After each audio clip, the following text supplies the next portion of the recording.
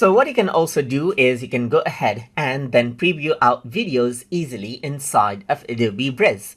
So for that, let me just go around over here onto a folder where I have some videos. So I'm going to go around over here onto videos files right here. So let's just go around over here onto the videos section. And then if I were to go around over here onto this particular video right here, then this is what you have. But if I were to go around over here and press the play button right here, just like this, then this is what you have. As you can see right here, you get the preview of the video.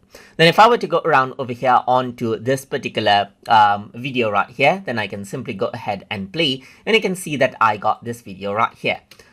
So I can press the space bar to play and press the space bar again to pause it out as well. So that is what you have.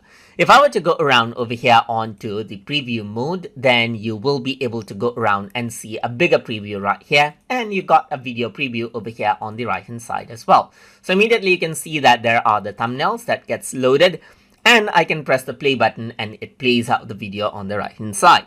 So that is how you can go ahead and then preview out videos inside of Adobe Bridge. So hope you guys learned something as always.